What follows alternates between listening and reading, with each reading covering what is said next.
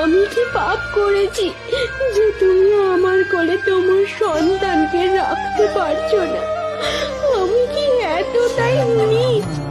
আমার মরণ ছাড়া আর গতি নেই মা। তিলে তিলে আমার সংসারটা নষ্ট হয়ে পড়েছে মা।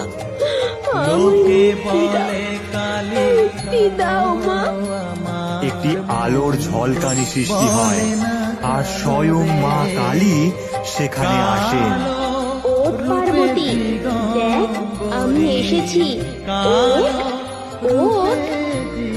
মা, তুমি আমার ঘরে এসেছো মা।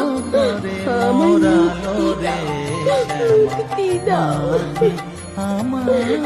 ওরে পাগলি মেয়ে, ভেঙে পড়িস না।